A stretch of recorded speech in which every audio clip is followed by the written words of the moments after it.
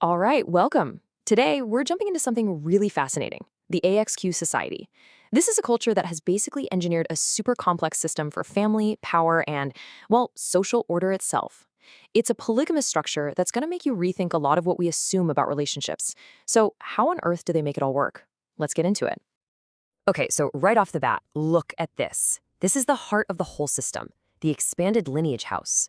You've got one patriarch, you've got up to 5 wives, all their children, and yeah, even a second husband in the mix. So the first question that pops into my head, and probably yours too, is how is this not just pure chaos? How do you manage all the jealousy, the resources, the time, the affection? Well, the AXQ Society believes the answer is in having an incredibly detailed blueprint for everything. Okay, so let's start digging in. The number one key to keeping everything stable is a really rigid and crystal clear structure. In the AXQ system, everybody knows their place, they know their purpose, and they know the rules. Harmony isn't something they just hope for. It's something they build, piece by piece, through some seriously meticulous design. So, it all starts with a very clear pecking order.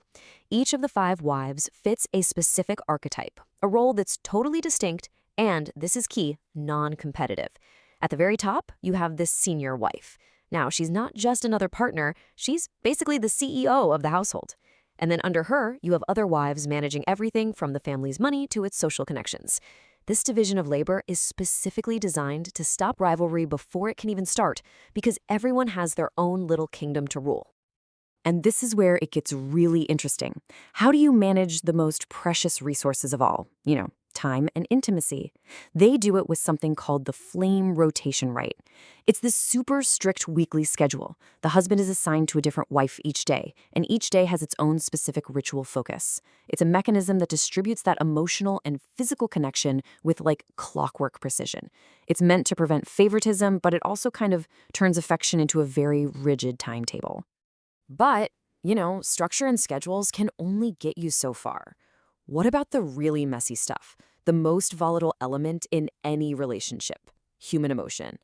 How does the AXQ system deal with the inevitable fires of conflict and jealousy?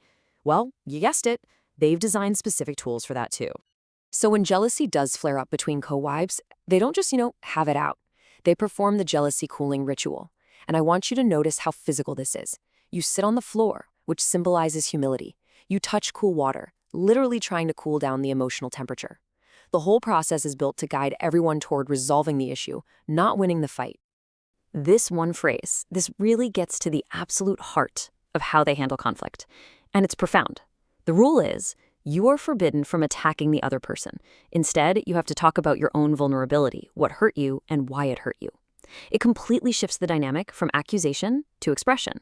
It lets you be heard without putting the other person on the defensive. It's brilliant, really. And to back all this up, there's a set of really strict no-nos. Think of these as the emotional crimes inside the house. Things like comparing wives out loud, gossiping, or using that rotation schedule as a way to punish someone. Absolutely forbidden. And these aren't just suggestions. These are the laws that fence in all the most common ways a big household could fall apart. So here's the crucial point. This harmony we're talking about, it isn't just maintained day to day, it's actually engineered right from the very beginning. The AXQ, they don't leave the foundation of their families to something as flimsy as chance or, fleeting romance. They use a pretty sophisticated, almost data-driven system for matchmaking. Before anyone is even considered for a match, they get evaluated using this metric they call flame distance. You can think of it like a compatibility score, but way, way deeper. It's trying to measure the harmony of their core energies, spiritually, emotionally, even sexually. The goal is to find a low flame distance, which means the connection is natural and less likely to cause friction. And this evaluation is incredibly detailed. As you can see from this scoring rubric, they grade people on a 100-point scale, and the categories are weighted. And just look at what's most important here: moral and spiritual alignment, and emotional stability. In this system, your character and your temperament are way more valuable than any superficial qualities. And at the end of the whole process, you get a definitive score. A high score, like this 92 out of 100 we see here, that's a temple-approved union. By being so incredibly rigorous up front, they make sure that every single household is built on the strongest possible foundation. It's a system that definitely prioritizes stability over individual choice. Okay, so we've seen the how, right? We've seen the roles, the rituals, the rules, but that leaves the final and maybe the most important piece of the puzzle, the why.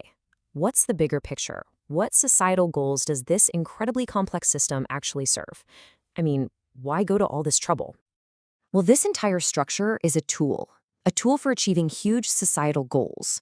It's about nation building. The bigger the family unit, the stronger the clan.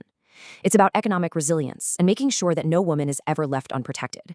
And on a deeper level, it's about spiritual balance and even genetic strength. So in this worldview, the family isn't just a private thing. It's the main engine that drives the entire state forward. So in the end, the AXQ system is just this breathtakingly elaborate blueprint for social engineering. Every single aspect of life, of love, of family, is all codified, ritualized, and controlled, all for the sake of stability and what they see as the greater good. Which leaves us with one final big question to think about. Is this a perfect model for social harmony, or is it a beautiful cage?